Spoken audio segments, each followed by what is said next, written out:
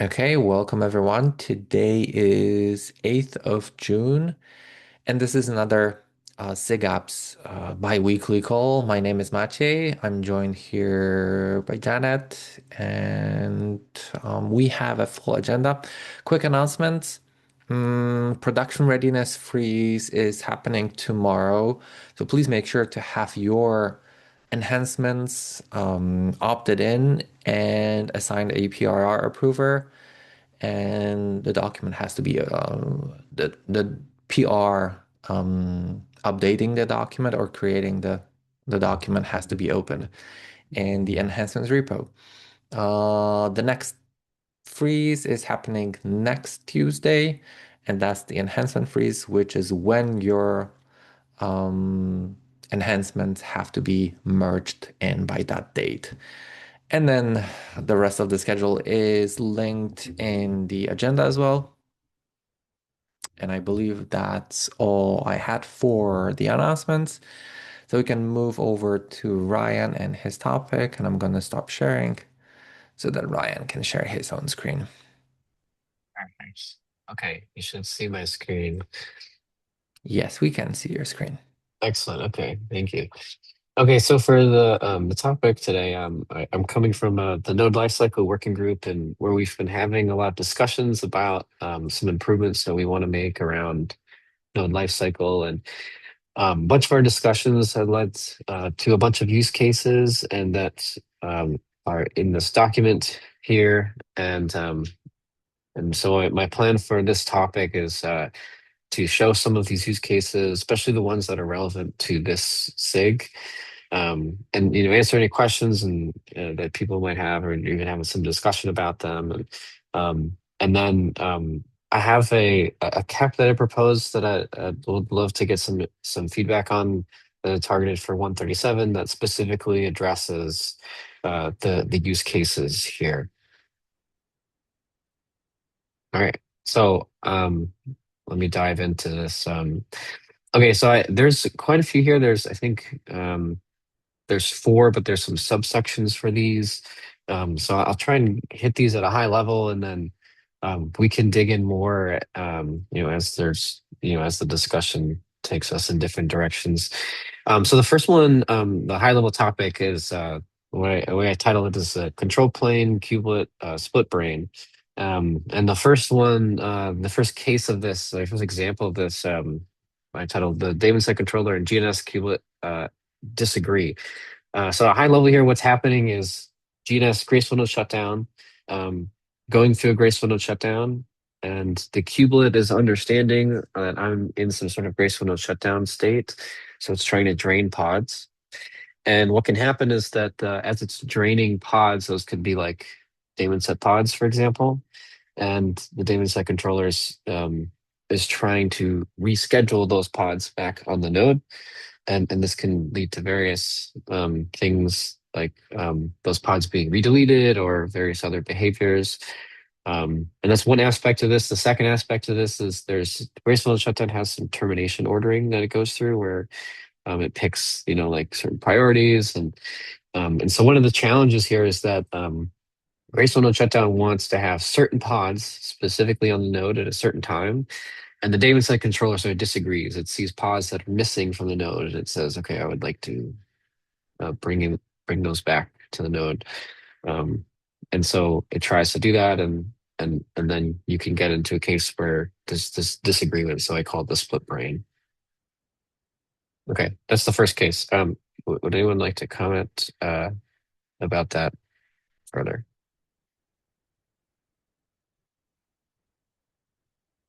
Actually, maybe I can ask a more specific question. Does anyone like disagree with that? Like my characterization of this, like, does that sound reasonable to folks? Like the way I'm putting it? Yep, that makes sense. Okay. Okay. And so like the way I was thinking about the way to solve this is that if we had a way to say, node, you are in graceful node shutdown mode, you're draining, and the daemon side controller could see this, and say, okay, I see that node is draining. It could have the context to say, okay, maybe I shouldn't, maybe I should behave a little bit differently. Maybe those I shouldn't be just scheduling pods there right now, because they're supposed to be draining. Okay. Number two, or 1B, we'll call it. The job. The next one, so this is about this comes from the from Q, where the way it's described to me is that in the bug is that there's a job. It has a bunch of pods, and we'll say like 100, and the one of the pods is stuck in terminating, and the kubelet just isn't able to terminate the pod. It's just stuck in this terminating state perpetually. And the job is not moving on because we would like to see that the pod be removed. So it stays there. We'd like to see it in the succeeded state or moved on before, or failed or succeeded state before moving on. And so what ends up happening is that the job ends up hanging indefinitely. And really, the issue here is that the kubelet is in a bad state, and the job doesn't know it. Um, and it's basically the job is just stuck. So what ends up happening is Q came up with a solution where they like have to um, have their users opt in to like forcefully remove the pod, um, and then to actually drain the workload. So this case specifically, like I would sort of expand it to mean like the kubelet could be stuck for any reason. For maintenance, for example, it's sort of like it could be any reason, and cause the pod to be stuck and terminating, and then we can get into this scenario. And so the ideal, like what we're kind of like what this case is talking about is like, okay, well, is if there's a way to know that that node is in like a maintenance or something, then maybe the job could say, well, we should just skip um, like trying to terminate that pod because it's just never going to terminate. And let's just move on and try and keep working, and do the next set of work we can do. Okay, any questions about this one?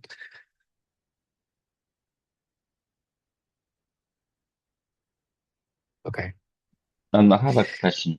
Yes, The question, please. like, how does the job controller know if the kubelet is down? How does it differentiate the pod is not actually terminated, but it's like if kubelet is bad? So the the the job will attempt to remove the pod. It gets the deletion timestamp, and then the I believe the pod goes into terminating phase, and it'll just stay there. And so what ends up happening is like the from the admin's perspective here is that the admin goes in and observes this because they see like the job is not moving on, um, and then the determination is made. Okay, well that kubelet is stuck. It's not able to move the pod. So is that for any pod that is in terminating state for a certain period of time, we can conclude that it's because the kubelet is bad? Is there any other cases? Well, I so maybe I characterize it as like it's sort of like a signal. Like if you, for example, I mean I've seen this personally. Like if like you were to try and delete all of the pods on the node, and they're all just stuck in a terminating state, it was sort of like a signal to say, okay, well, okay, perhaps the kubelet is not running on that node, right? I can't those there's no way to see like the kubelet is not confirming that those pods are removed. And so from the control plane perspective, like what are we to assume? Like if that's not going to be removed. So I guess what I wouldn't clarify to say, okay, pod stuck and terminating means kubelet is broken. It's more that kind of like what you said, it's like we attempted to terminate it. It's clearly not being terminated. Maybe there are other terminating pods on the node, and that leads us to the conclusion that it's likely something on the node that's wrong. I believe this particular use case is a little bit less clear in terms of how information about, and if I remember correctly, there are two conditions for nodes, draining and or terminating, something like that. Um, it, as much as the first use case with Damon said, there's an obvious raise or split burn, as you called it. And it is a pretty obvious how um exposing information about the drain status of a node would help prevent that kind of a situation. Here, the especially if we only focus on the draining part, here the usefulness or the applicability is very limited because in case of an actual node termination or draining, y- you could safely assume that the job controller can um, ignore the pods on a particular node that they are stuck terminating.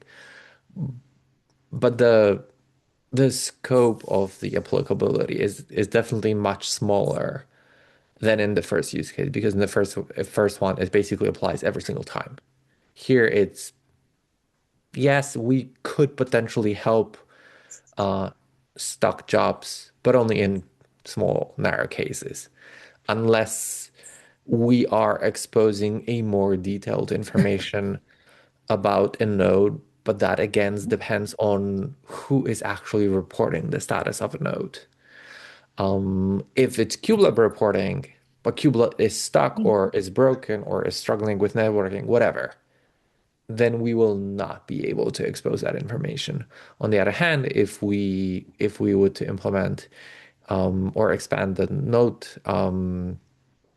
a node controller with the ability to mark the node accordingly, then that would also be a somewhat limited view because the node controller living on the in the kube controller manager would only be able to say yes, it's reachable or it's not reachable, but it would not have the additional insights coming from the what's actually happening on the node.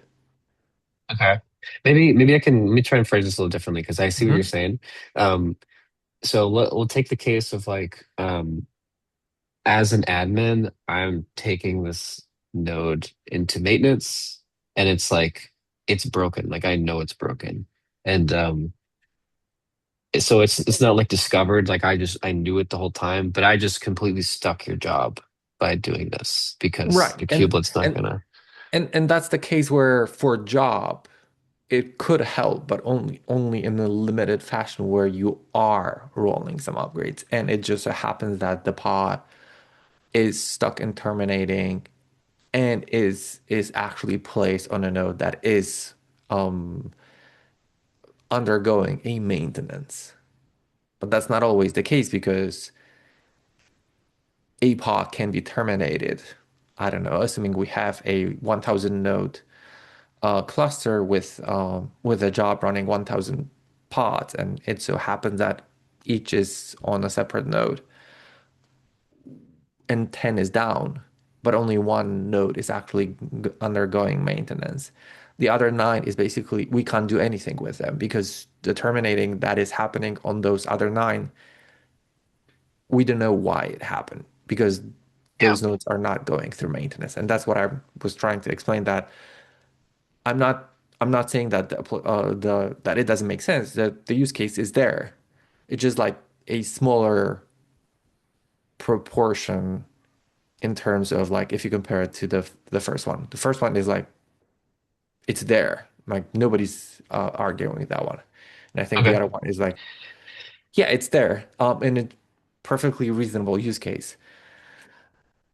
Okay, that's fine. I think this is really good feedback. So this is good to know. Okay, I think yeah. So I kind of just to even give more context as to like where I was going with these use cases also um is that I is that I think there will be like kind of what I'm targeting to do is to find like the sort of like thread the needle, find like the useful thing about all of these things to like try and solve. But then trying to address like each of these cases individually. Like so if we say like graceful shutdown is really important. We have a very clear solution to address it. Here's what the design would be. Then that makes sense. Maybe the job one's a little more muddy. Maybe that one's, might be harder to figure out how we want to address it. So that makes sense. So I so okay, that's really good. I think for the feedback. Let me I'll think about how we can, if this needs to be adjusted, or maybe we can follow up on the issue. So let me do just one more. I'll do the last one because I don't want to use the whole time here because we said we had a full agenda.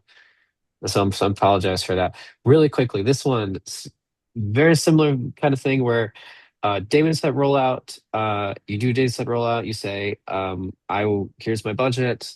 The rollout happens. We don't know like if the nodes that you're rolling out to are broken. They could be like under maintenance, for example, and you end up consuming a bunch of your budget on nodes that are in a state that the pod would never have come up on in the first place because it's broken. And so that's not ideal. There's ways around it. You could use max available. It's helpful. But it's not fully automated. Generally, what ends up happening is like in my experiences like that, the admin has to come in and look at it, and maybe they maybe get stuck, or maybe they have to adjust the velocity in some way. So not ideal, but like again, cases here is like if the daemon side controller knew what the state of those nodes are, then maybe a decision could be made to that doesn't affect the budget.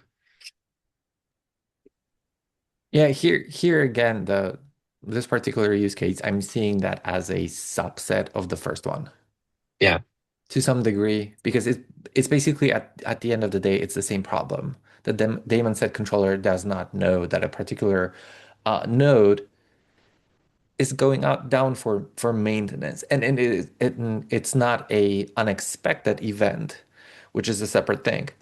And that's probably the 1D that is talking about. But this is a planned event because we're bringing this down for whatever reason. Like upgrade, I don't know, we need to replace this, whatever.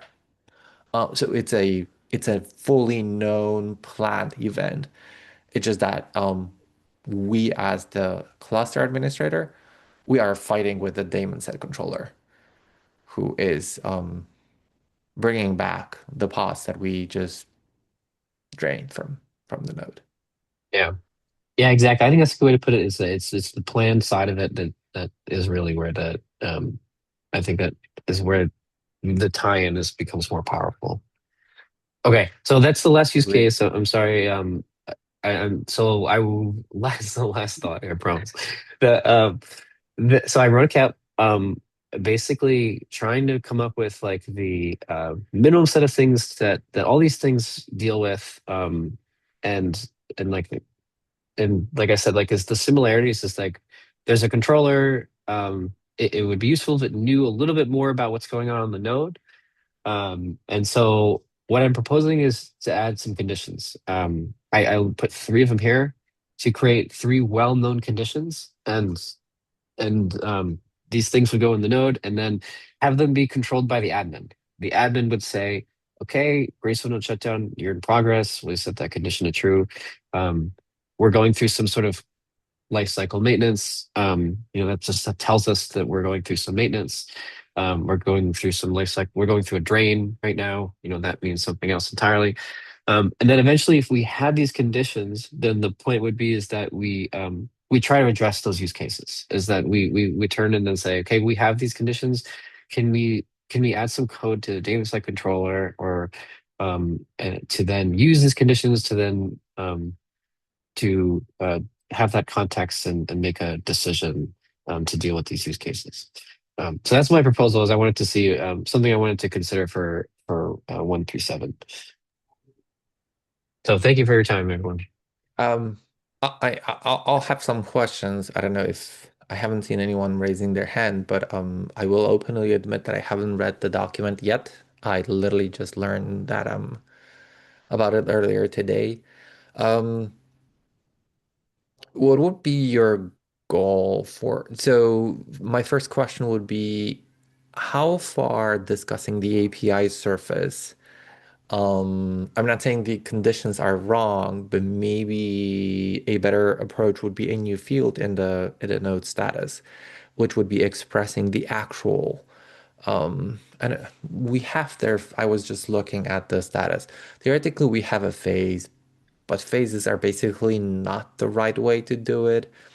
Mm, I feel like probably the conditions will be the best.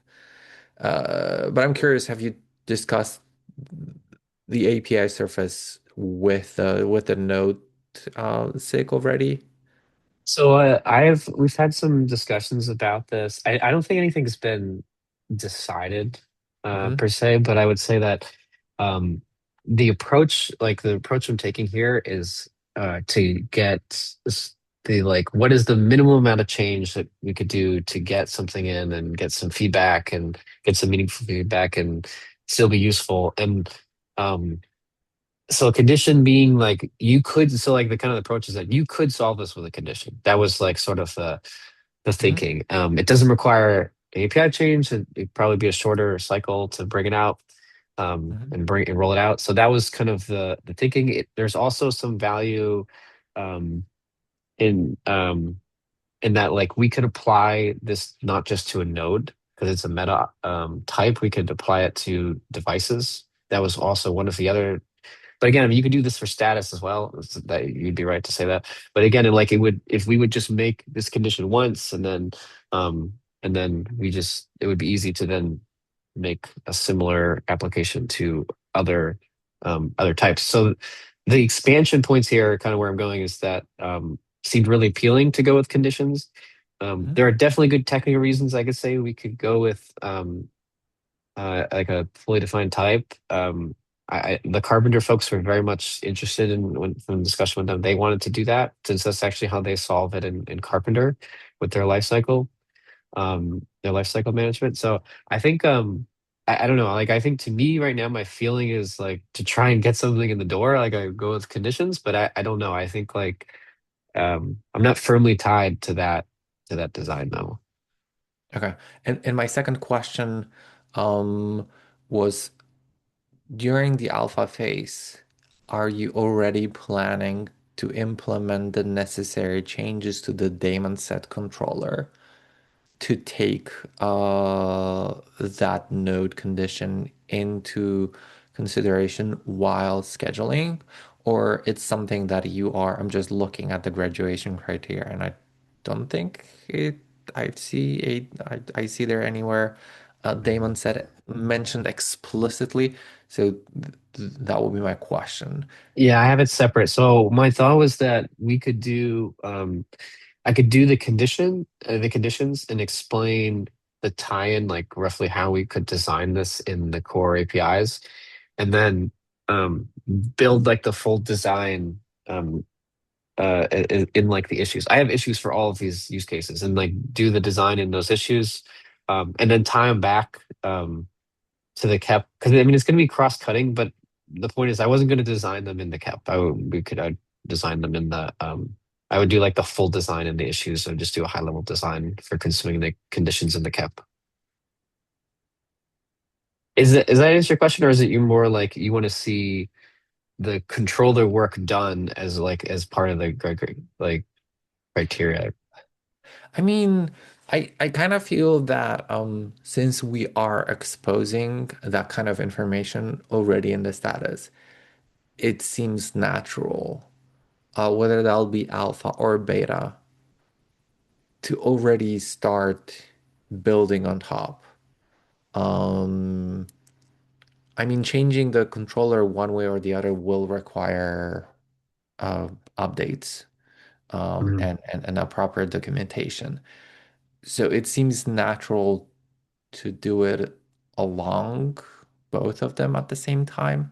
I'm not saying that it has to be done at alpha, or it could be, I don't know, um, done over time. So I don't know, let's say first alpha, you're introducing the condition. During the second alpha, you would be updating the daemon set controller. Then you would introduce beta, which would mean automatically users could benefit from this functionality and so forth. Okay. So that makes sense to me. I was thinking what you're describing is like we do condition in alpha and then we would um, build the around, like you have the things that consume these conditions would be like maybe the first alpha for these. The only thing I don't know, like, or maybe would be useful for me to understand is like, do you think like how much of those designs should be in this KEP? Like, what would you expect? Like, because there's like a lot of use cases here. Should there be, fully fleshed out designs for how we integrate into like, let's say, the daemon set controller, one of these Um, conditions? yes, you would definitely have to write it down. But then the question is, are you planning to do it separately on a separate cap? That's perfectly reasonable. I'm not saying that you can't do it that way.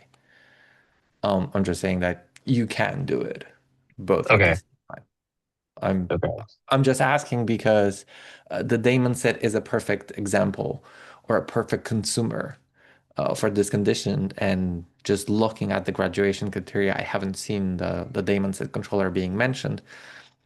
That's why I'm asking about the future plans. I'm not saying uh, I'll leave it up to you to do it, whichever way you prefer.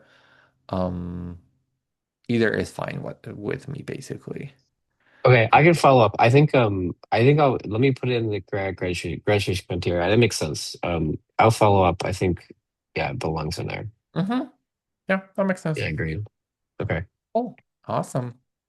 Thank you very much. great. Thank you. Thanks, everybody. Oh, does anyone else? Oh, I see Philip has his hand up. Go ahead, Philip.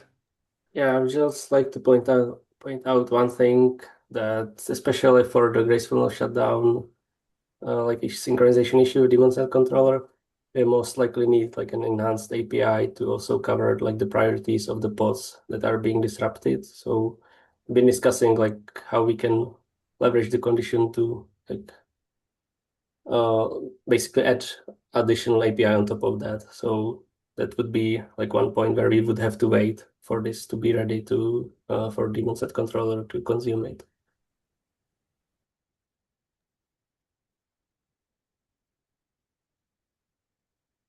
Okay. Um, I see we have Pradeep. Uh, DevOps bench subproject. Hey, Pradeep, you're on the hello. call? Yes. Yeah. Yeah. So yeah, briefly, my name is Pradeep. This is my first time joining the meeting. So I just want to give a brief introduction. Um, so I've been, my name is Pradeep. I've been part of Google and been working on GKE qualification and release for the past few years. But this is sort of my first time getting a bit more involved in the community and joining these meetings. So uh, I'm a bit unfamiliar sort of how the things are structured here, so I'd appreciate you guys letting me know if um, any information that might help make the discussion go smoother. But for today, I am representing Aisha, who's my colleague, and we both want to maintenance of the GK Labs DevOps Bench project, and we've been working with Janet on getting this project migrated over to Kubernetes 6, and we just want to give a brief update. So for any questions before I kind of go over the latest status.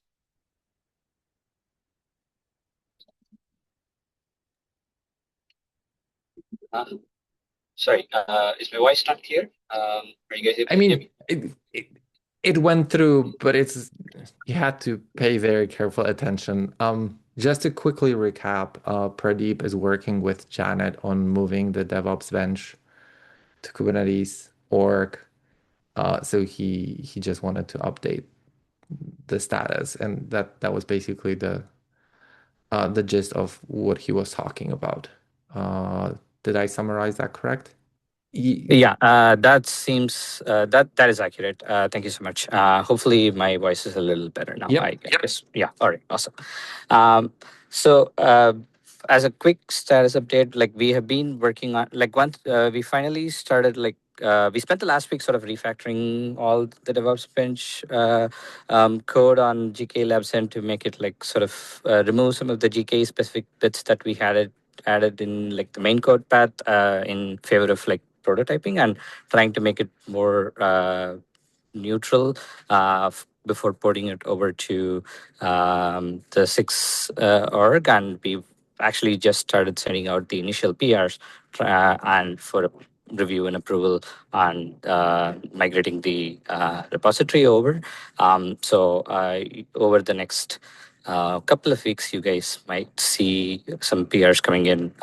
So we'd appreciate some feedback and kind of help us make sure that we are migrating things over the right way. And hopefully, our plan is to, once we have migrated the core structure of the repo over and some of the initial tasks that we have already added and are currently in the process of benchmarking, we're planning on hopefully also setting up a regular meeting where we can discuss more broadly with the community on like where the interest of specific contributors align and kind of evolve the repo and the project in that is seems more clear from the overall mission of the project perspective.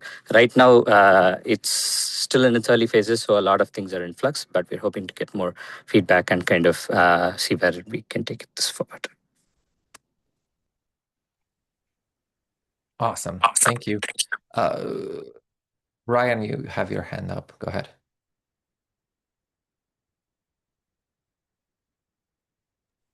Hello. Just quick clarification. There was a agentic DevOps subs project that was discussed maybe a few weeks back. Are these two the same, or they are two separate? Yes, they are the same. Sorry, go ahead, Janet. Oh, I was trying to say they are the same, and we have the DevOps bench and the Cube agents, which is also on the agenda. They are both part of that project. So this is just a meeting for giving more detailed overview of those projects. Okay. Kevin, go ahead. Yeah, I guess I had a comment. I don't think it was answered on the Google Doc, but like I know with a lot of these evaluations, the big thing is evals. Have we, like, are we kind of writing our own evals for agents, or are we reusing other like open source tools for this? Our aim is not to rewrite the scoring framework or the metrics themselves. We are relying on some of the open source frameworks, like specifically DeepEval right now, to do the actual scoring. What we are instead focusing on is sort of the complexity of the task the agent is being asked to do, so that like we're able to accurately assess whether the agent is able to handle like complex infrastructure scenarios and the outcome validity and kind of score based on that. And a bit more focus on the actual infrastructure harness to make sure that the agent is actually put in like more complex situations where it would need to use all its tool for achieving the outcome. Okay. All right. I guess I'm interested in this. I'm curious where this conversation will go. I guess at SIG Apps, should we ask these questions or follow this work?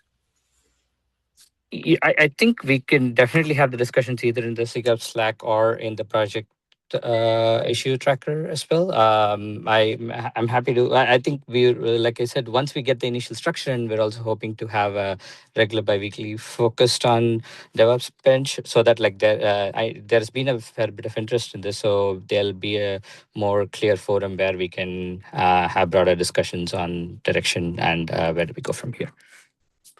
Yeah, and sorry, some context is like we're adding agent skills in Q, and then one of the things we're like not really sure about is like the evaluations, like what we should use. So I was just kind of curious if we are have we've evaluated any like of these tools about, because like I don't even know like which one we're standardizing on for evaluations for agents. Also, am curious on the testing of this, how we're planning on doing this. There isn't quite a like I wouldn't say there is actually standardization of tools in this area yet. Like there are quite a few frameworks, and there are a few methodologies that have been standardized, but it feels like most of the open source libraries are like widely supporting them. So we're just trying to pick one, but that seems to have more reasonable traction across the industry landscape, and likely has the best permissive licensing in order for us to integrate with. Um, I'd be curious to learn a bit more about the skills that is being added for Q. Specifically, we've been a little bit more focused on troubleshooting sort of scenarios in the initial phases, because those tend to be the most transferable sort of tasks. But our hope is, like, as we get a more operational focused complex task, like some of those things will do come up.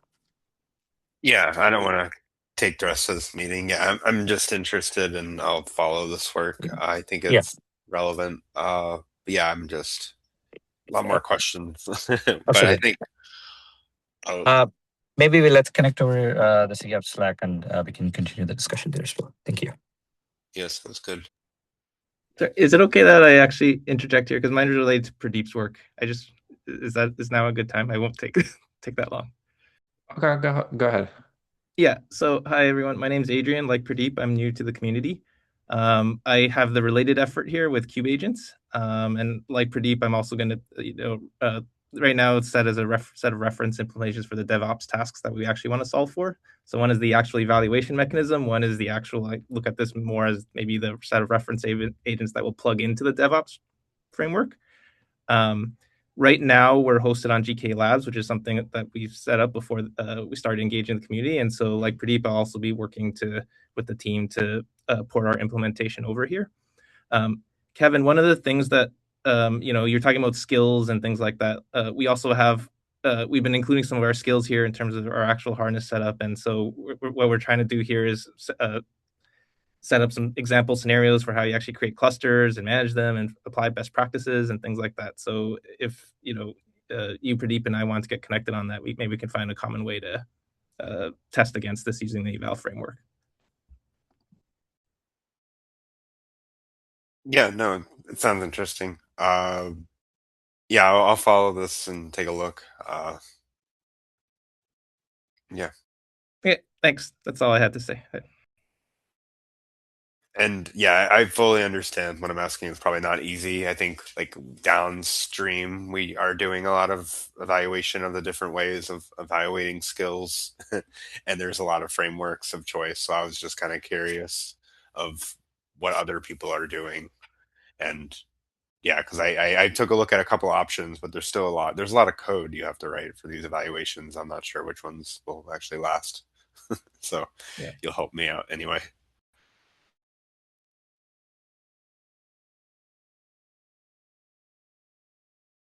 Okay, thank you, everyone. Cool. Awesome. We can move to Arnaud. I'm guessing, Arnaud, that's more of a question. Are we going to revive? Yes, and basically I'm willing to help revive this because I may have encountered a need for this in my day job because we want to leverage job set to do some kind of custom batch operation, and having custom failure will be interesting for us. So based on what I saw in the issue, it's more like a matter of bandwidth from anyone willing to take the effort. So I don't know if there's like a backdoor conversation about this. Happy to do that in 138 because I think 137 is like too short. I see Kevin hand raised. Yeah, I was about to ping Kevin Yeah. and propose to push it over to 38, given the timeline and having the ability to properly write the document. But I'm not objecting to start writing the document as soon as possible, such that when we have 138 open, we can just merge it early on and don't even have to wait for. Well, technically, the doc is already merged.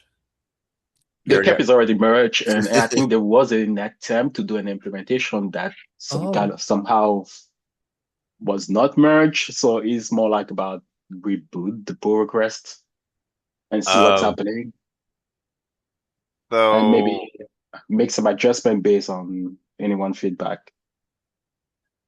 did we have any particular reason why this never merged? Was there a particular objections to it, or it just basically run out of steam to so push it over the finish line? the person leading it did leave Google, and they've just not been doing much in Kubernetes since. So probably it got stale because they just didn't get back to it. And then we've been trying to find an owner for this work for the last couple of releases, but it keeps kind of being hot potato. So I have no issues with us rebooting this. It probably is best to, like, you could spike on this, figure out like if this feature, if the I'm not like, there's been a lot of change since 1.31. That's 6 releases of Kubernetes. I'm not clear if this KEP is fully up to date. So I think the best would be just to, if you can reboot this feature, see if we can get it merged. If there's any updates in the KEP, we can target that for 1.38.